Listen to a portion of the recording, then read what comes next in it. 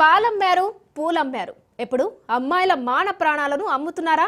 మల్లారెడ్డి గారు, ఇదేం పద్ధతి సార్? మీ కాలేజీలో ఏం జరుగుతోంది? మీ క్యాంపస్ ఎలా నడుస్తోంది? మీకు తెలియకుండానే కీచక పర్వం కొనసాగుతుందా?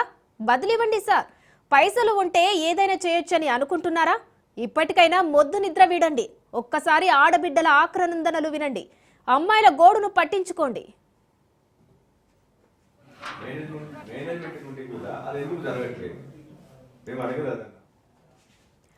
మేడ్చల్ జిల్లా కండ్లకోయ సిఎంఆర్ కాలేజ్లో దారుణం చోటు చేసుకుంది. లేడీస్ హాస్టల్లో సీక్రెట్ కెమెరాలు దడపుట్టిస్తున్నాయి. ఇప్పటికే వందలాది మంది యువతుల వీడియో దృశ్యాలు బయటకు వెళ్లడంతో విద్యార్థులు ఆందోళన చెందుతున్నారు. ఎప్పుడేం జరుగుతుందోనని బెంబేలెత్తిపోతున్నారు. అరచేతిలో ప్రాణాలు పెట్టుకొని భయపడుతున్నారు. దేవాలయం వంటి వర్సిటీలో ఇలాంటి ఘటనలు జరగడం బాధాకరం. వాష్రూంలో హిడెన్ కెమెరాలు ఎందుకు పెట్టారని ప్రశ్నిస్తున్నారు విద్యార్థినులు. కాలేజీ యాజమాన్యం తీరుపై మండిపడుతున్నారు. బాత్రూంలో బద్మాష్ గాళ్లు, క్యాంపస్లో కామాంధులు. నీతులు చెప్పే మల్లారెడ్డి, మీ కాలేజీలో ఎందుకీ దారుణాలు? బట్టేబాజ్ గాళ్ల బరితెగింపుకు అసలు కారకులెవరు? విద్యార్థినుల జీవితాలతో చెలగాటమాడే హక్కు మీకెవరిచ్చారు? కనీసం ఆడబిడ్డలకు రక్షణ కల్పించలేరా సార్? ఇప్పటికైనా కళ్ళు తెరవండి.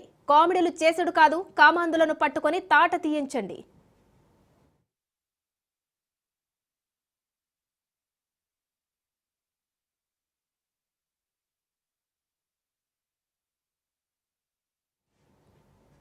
రైట్, ఇక సీఎంఆర్ కాలేజీలో ఘటనకు సంబంధించి విద్యార్థినులైతే తమ నిరసనను వ్యక్తం చేస్తున్నారు. దీనిపై మల్లారెడ్డి స్పందించాలని కూడా తమ నిరసనను వ్యక్తం చేస్తున్నారు. సో దీనిపై మనతో మాట్లాడడానికి ఏబీవీపీ రాష్ట్ర కార్యదర్శి రాంబాబు గారు ఉన్నారు. సార్ నమస్తే అండి.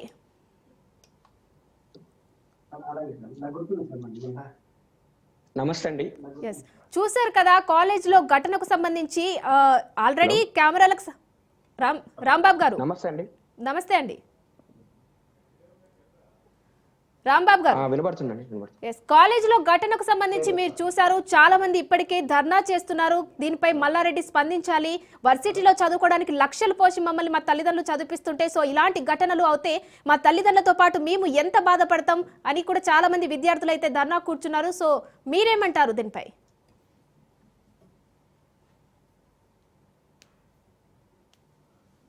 కండ్లకోయలో ఉన్నటువంటి సిఎంఆర్ ఇంజనీరింగ్ కళాశాల మహిళా హాస్టల్లో జరిగినటువంటి ఈ యొక్క సంఘటన అనేది యావత్ తెలంగాణ పట్టణంలో ఉన్నటువంటి తల్లిదండ్రులను దిగ్భ్రాంతికి గురి చేస్తుంది.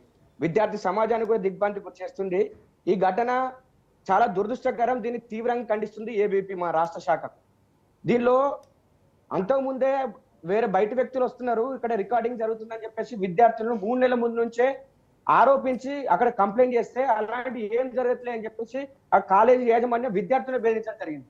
తర్వాత మొన్న 31 తారీఖు నైట్ అమ్మాయిలు అక్కడికి బాత్రూంలోకి వెళ్తే అక్కడ ఫోన్ రికార్డింగ్ జరుగుతున్నది అని చెప్పేసి వాళ్ళు బయటకు వచ్చి ఆందోళన వ్యక్తం చేస్తే 24 గంటల వరకు కూడా ఎవరు, కనీసం పోలీసులు కానీ అక్కడ ఉన్నటువంటి యాజమాన్యం కానీ ఎవరు కానీ స్పందించకుండా ఇంకా బ్లాక్మెయిలింగ్ చేస్తూ మీ వీడియోలు మా దగ్గర ఉన్నాయి, మీ బయట పెడితే మీ పర్వైపోతాయని చెప్పేసి విద్యార్థులు భయాందోళనకు గురి చేస్తున్నారు. అక్కడికి మా ఏబీవీపీ నాయకులు వెళ్ళి అక్కడ వాళ్ళకు సంఘీభావం తెలిపి ధర్నాలో కూర్చున్న తర్వాత కొంత దానిలో మార్పు వచ్చింది.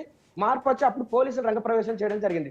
అసలు వీడియో రికార్డింగ్ జరగలేదని చెప్పేసి ఈ రోజు ఏసీపీ శ్రీనివాసరెడ్డి గారు చెప్తున్నారు.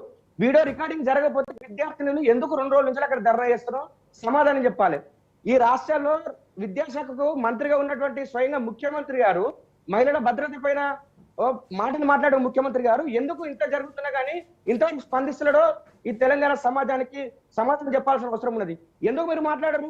కార్పొరేట్ కాలేజీ అది గోపాల్ రెడ్డికి సంబంధించింది కాబట్టి మీరు మాట్లాడరా? ముఖ్యమంత్రి గారు ఎందుకు మాట్లాడరు? ఒకవేళ కనుక అక్కడ ఏం జరగకపోయి ఉంటే అంత ముందుకు జరిగినటువంటి 24 గంటల సీసీటీవీ ఫుటేజ్ ని ఎందుకు మీరు బయటపడతలేరు? ఈ ఘటన ఏం జరగలేనట్టు ఎందుకు కప్పిపుచ్చుకుంటూ ఆ యొక్క యాజమాన్యాన్ని మీరు సహకరిస్తున్నారు? వెంటనే ప్రభుత్వం చిత్తశుద్ధి ఉంటే ఆ యొక్క కళాశాల చైర్మన్ ఎవరైతే గోపాల్ రెడ్డి ఉన్నాడో ఆయన తీసుకొచ్చి లోపలేసి కదా విచారిస్తే తెలిసేది. అక్కడ ఉన్నటువంటి ప్రీతి రెడ్డి ఎవరైతే వార్డు ఉన్నారో ఆమెను తీసుకొచ్చి విచారిస్తే తెలుస్తుంది. విద్యార్థులను భయపడుకుంటూ ఇంకా ఏం జరగలేని చెప్పి తప్పిపుచ్చే ప్రయత్నం చేస్తున్నది. ఇలాంటి సంఘటన జరుగుతుంటే కూడా ప్రభుత్వం నిమ్మకు నీరెత్తినట్టు వివరిస్తున్నది. కూడా యాజమాన్యానికి సహకరించే ప్రయత్నం చేస్తున్నారు, దీన్ని కప్పిపుచ్చే ప్రయత్నం చేస్తున్నారు. ఖచ్చితంగా విద్యార్థులకు న్యాయం చేస్తున్నంత వరకు ఏబీపీ వాళ్ళ తరఫున కొట్లాడుతుంది. ఇందులో నిజాలు వచ్చేంత వరకు కూడా మేము వాళ్ళ తరఫున ఉండి కొట్లాడి వాళ్ళకి అండగా ఉంటామని చెప్పేసి ఏబీపీ వాళ్ళకు భరోసా తెలియజేస్తున్నది. ఖచ్చితంగా దీనిలో ఉన్నటువంటి ఎవరైతే 12 మంది, ఫస్ట్ 12 మంది అన్నారు, తర్వాత 9 మంది అన్నారు, ఇప్పుడు 5గురికి వచ్చింది. ఒకవేళ కనుక మీరు లోపల విచారణ చేయదలుచుకుంటే విచారణ చేయండి కానీ. రైట్, థ్యాంక్ యూ రాంబాబు గారు.